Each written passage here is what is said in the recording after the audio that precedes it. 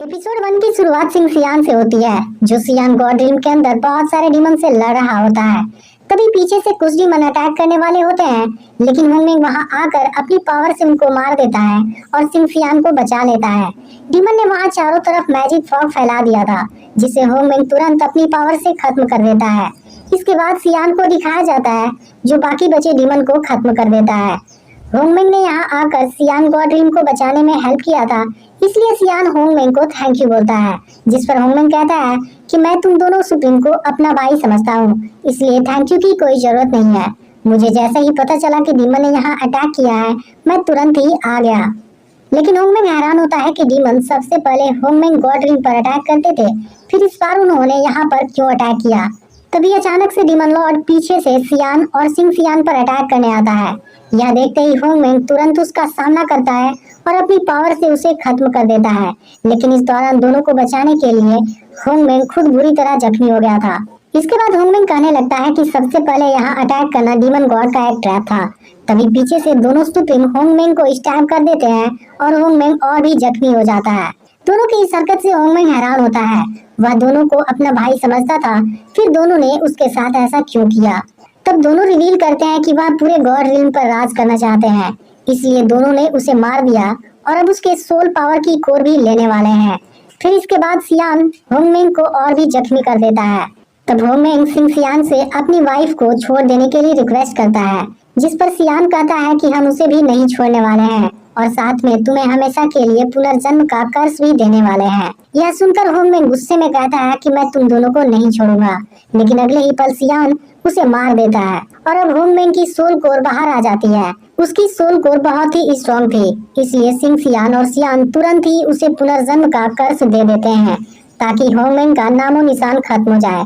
लेकिन होंगमिंग भी दोनों से अपना बदला लेने का प्रॉमिस करता है। अब अगले सीन में हम रुयाना को देखते हैं, जिसकी अब टैन फैमिली में शादी होने वाली है। फिर भी वह अपने बॉयफ्रेंड जियानाम से मिलने आई है। फिर इनकी बातों से पता चलता है कि असल में जियानाम और रुयाना की फैमिली टैन फैमिली को खत्म कर देना चाहती है। इसलिए रुयाना जब टैन यू के साथ प्रेयर करने जाएगी, तब इनका एक नौकर टैन फैमिली को जहर वाला वाइन पिला देगा और टैन फैमिली मारी जाएगी। लेकिन बाहर खड़ा टैन यू उनकी सारी बातें सुन लेता है और दोनों को साथ में देख लेता है। आज टैन यू को पता चल जाता है कि रुयाना उसे चीट कर रही थी और वह दुखी हो जाता है। इसके बाद जियानाम टैन यू का मजाक उड़ाने लगता है और उसकी फैमिली को बर्बाद करने के बारे में बात करने लगता है। तब टैन यू भी गुस्से में कहता है कि मेरे होते हुए कोई भी मेरी फैमिली को कुछ नहीं कर सकता। उसकी यह बात सुनते ही जियानाम भी गुस्सा हो जाता है और टैन यू को पीट कर अधमरा कर देता है। यह देख रुयाना घबरा जाती है। तब जियानाम कहता है कि तुम्हें डरने की कोई जरूरत नहीं है। मेरे फादर अब 8वीं लेवल की स्पिरिट फीटल ड्रीम पर प्रमोट हो गए हैं और इसके ना होने से हम टैन फैमिली को और भी आसानी से खत्म कर देंगे। टैन यू बेहोश पड़ा उनकी सारी बातें सुनता है और आखिर में उसकी आंखें बंद हो जाती हैं। लेकिन तभी वहाँ पर होंगमिंग की सोल स्पिरिट आती है और उसकी जान बचाकर अपने पास लेकर चली जाती है। यह देख टैन यू हैरान होता है और उसके बारे में पूछता है। तब होंगमिंग की सोल स्पिरिट उसे बताती है कि असल में टैन यू होंगमिंग सुप्रीम है, जिसे सियान और सियान ने मार दिया था। लेकिन उसकी सोल स्पिरिट पावरफुल होने से दोनों उसे डिस्ट्रॉय नहीं कर सकते थे, इसलिए उन्होंने हमेशा के लिए पुनर्जन्म का कर्ज दे दिया। लेकिन अब तुम आखिरी हो, इसलिए अगर तुम मर जाओगे तब होंगमिंग की सोल पूरी तरह से खत्म हो जाएगी। लेकिन टैन यू को कुछ भी समझ में नहीं आ रहा होता है। तब होंगमिंग की सोल स्पिरिट उसकी पूरी मेमोरी रिस्टोर कर देती है, जिसके बाद टैन यू को अपने बारे में सब कुछ याद आ जाता है। इसके बाद टैन यू अपने दुनिया में होता है और अपने दुश्मनों से बदला पूरा करने का डिसाइड करता है। अब टैन यू यहाँ से जाने लगता है, तभी उसे खोजते हुए युकीन भी यहाँ आ जाती है। लेकिन इस बार जब टैन यू उसे देखता है तो समझ जाता है कि युकीन ही उसके वाइफ की पुनर्जन्म है। अब टैन यू उसके पास जाता है और उसे अपने लिए वेडिंग ड्रेस खरीदने के लिए कहता है। असल में युकीन टैन यू से बहुत प्यार करती है, लेकिन टैन यू ने युकीन से शादी करने से इनकार कर दिया है। फिर भी वह टैन यू से बहुत प्यार करती है। इसके बाद टैन यू भी प्रॉमिस करता है कि इस लाइफ में वह उसे खुद से कभी भी दूर नहीं जाने देगा। दूसरी तरफ शादी की पूरी तैयारी हो चुकी होती है और रुयाना भी वहाँ पर आ गई होती है, लेकिन टैन यू वहाँ नहीं होता और उसके पेरेंट्स घबराने लगते हैं। तभी टैन्यू वहाँ पर एंट्री करता है, जिसे देख रियाना और जियानाम हैरान हो जाते हैं। फिर टैन्यू सबके सामने रियाना से शादी करने से इनकार कर देता है। यह सुनकर सभी लोग हैरान हो जाते हैं, क्योंकि यह चीज लियू फैमिली के लिए शर्मिंदगी की बात थी। अब रियाना का फादर टैन्यू के फादर पर गुस्सा होने लगता है, जिसके बाद टैन्यू के फादर गुस्से में टैन्यू को पीटने जाते हैं। लेकिन फिर टैन्यू की मदर उनके सामने आ जाती है और कहती है कि कुछ भी डिसीजन लेने से पहले हमें टैन्यू की बात भी सुन लेनी चाहिए। अब रियाना का फादर वही समझ जाता है कि उसकी सच्चाई बाहर आने वाली है, इसलिए वह तुरंत ही टैन्यू की फैमिली को मारने की धमकी देता है और उनके सामने अपने पूरे गार्ड्स को लेकर आ जाता है। लेकिन इसमें सीतू फैमिली भी इन्वॉल्व थी, इसलिए जियानाम का फादर तियांगलुन भी टैन फैमिली के खिलाफ उतर जाता है और यहाँ का माहौल बिल्कुल एक बैटल ग्राउंड जैसा हो जाता है। इसके बाद टैन्यू सभी के सामने नौकर को वाइन पिलाता है, जिससे नौकर वहीं पर मर जाता है। फिर टैन्यू सभी को बताता है कि लियू और सीतू फैमिली मिलकर टैन्यू फैमिली को खत्म करना चाहते हैं, लेकिन इस पर वही कहता है कि टैन्यू ने शादी कैंसिल करके उसकी बेइज्जती की है, इसलिए अब पूरी टैन फैमिली को इसका मूल्य चुकाना पड़ेगा। जिसके बाद तियांगलुन भी टैन्यू की फैमिली को मारने की धमकी देने लगता है। यह देख सभी लोग हैरान होते हैं, क्योंकि तियांगलुन 9वीं लेवल की स्पिरिट फिटर लिन पर है और बोई भी 8वीं लेवल की स्पिरिट फिटर लिन पर है, जिनको एक साथ रोकना टैन्यू के फादर के बस की बात नहीं थी। फिर लोग यहाँ पर मौजूद मेडिसिन मास्टर के बारे में बात करने लगते हैं, जो स्पिरिट फिटर लिन के 9वीं लेवल पर है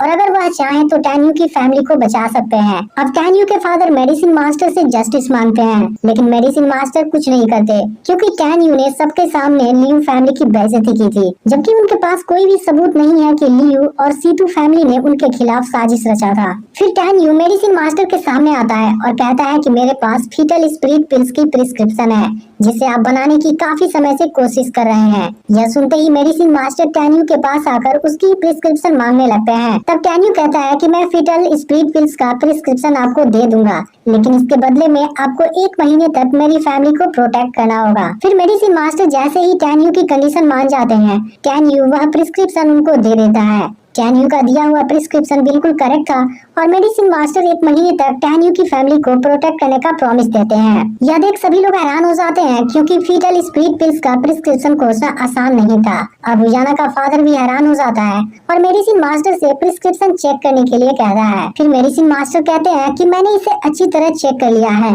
इसलिए अगर तुम दोनों ने टैन्यू की फैमिली के साथ कुछ भी किया तब मेरा सामना करने के लिए तैयार रहना। अब तियांगलुन और बोई कुछ नहीं कर पाते हैं और दोनों वहाँ से चले जाते हैं, लेकिन तियांगलुन 1 महीने बाद टैन्यू की फैमिली पर अटैक करने की धमकी देता है। उनके जाने के बाद टैन्यू के फादर टैन्यू से पूरी बात पूछते हैं और टैन्यू उनको जियानाम और रियाना की पूरी बात बता देता है। टैन्यू की मदर हैरान होती है कि टैन्यू उस प्रिस्क्रिप्शन को कैसे जानता है। फिर टैन्यू अपने होंगमेंग सुप्रीम वाली असली पहचान बताने वाला होता है, लेकिन अभी इस चीज के लिए सही टाइम नहीं है, इसलिए वह झूठ कहता है कि यह प्रिस्क्रिप्शन उसे एक मास्टर से मिला था। अब टैन्यू के फादर वहाँ आए लोगों को विदा करने लगते हैं, क्योंकि अब शादी कैंसिल हो चुकी है। लेकिन फिर टैन्यू उन्हें रोकता है और कहता है कि मेरी शादी आज ही होगी। यह सुनकर सभी लोग कंफ्यूज हो जाते हैं और उसकी मदर को लगता है कि टैन्यू की तबीयत सही नहीं है। फिर टैन्यू अपने फादर के सामने युकिन से शादी करने का प्रपोजल रखता है, जिसे सुनते ही युकिन हैरान हो जाती है और उसके हाथ से वेडिंग ड्रेस नीचे गिर जाता है। लेकिन अब टैन्यू की मदर इसके लिए रेडी नहीं होती, क्योंकि उन्होंने पहले युकिन से ही उसकी शादी कराने की पूरी कोशिश की थी, लेकिन उस समय टैन्यू ने मना कर दिया था। तब टैन्यू अपनी मदर से कहता है कि मैं सच में युकिन से बहुत प्यार करता हूँ। इसके बाद टैन्यू की मदर उसकी बात मान जाती है, लेकिन अपने डिसीजन से पहले वह युकिन का डिसीजन पूछना चाहती है। तब टैन्यू युकिन के पास जाता है और कहता है कि अगर आज यह सब नहीं हुआ होता, फिर भी मैं रियाना से शादी नहीं करने वाला था, क्योंकि अब मुझे पता चल गया है कि मैं जिससे प्यार करता हूँ वह रियाना नहीं तुम हो। उसकी यह बातें सुनकर युकिन इमोशनल हो जाती है और कहती है कि मैं अभी भी तुमसे बहुत प्यार करती हूँ, लेकिन मैं नहीं जानती कि तुम कितने सिंसियर हो। तब टैन्यू उसे वेडिंग ड्रेस के बारे में बताता है, जिसे टैन्यू ने युकिन से खरीदने को कहा था। यह देख युकिन को टैन्यू पर पूरा यकीन हो जाता है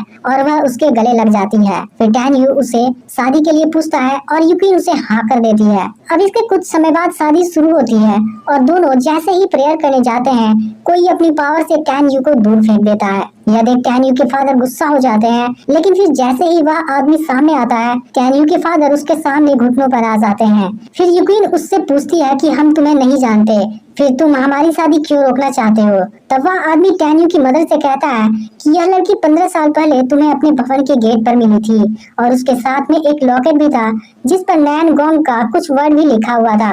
यह सुनकर टैन्यू की मदर हैरानी से पूछती है कि तुम्हें यह सब कैसे पता? फिर वह आदमी नीचे आकर यूकिन के सामने झुक जाता है और कहता है कि मैं सर्वेंट डुयान हूँ और आपकी मदर ने मुझे आपको लेने भेजा है। लेकिन यूकिन अब उसके साथ जाने से मना कर देती है। तब डुयान कहता है कि मैं ऐसा नहीं कर सकता, आपके सामने टैन्यू की कोई औकात नहीं है। तब यह सुनकर यूकिन गुस्से में डुयान को वहाँ से चले जाने के लिए बोलती है, लेकिन डुयान उसे अपने साथ लेकर जाने लगता है क्योंकि यूकिन की मदर ने उसे यूकिन को अपने साथ लाने का ऑर्डर दिया था। इसके बाद टैन्यू उसे रोकने जाता है, लेकिन डुयान उसे अपनी पावर से तड़पाने लगता है और कहता है कि जब हुआंग फू का प्रिंस भी यूकिन से शादी करने के काबिल नहीं है तब तुम क्या चीज हो। इसके बाद डुयान टैन्यू को मारने जाता है, लेकिन तभी यूकिन डुयान से सुसाइड करने की धमकी देती है और टैन्यू को छोड़ने के लिए कहती है। इसका अगला पार्ट भी बहुत जल्द अपलोड होने वाला है, जिसे देखने के लिए चैनल को सब्सक्राइब करके नोटिफिकेशन को ऑल पर सेट कर लेना।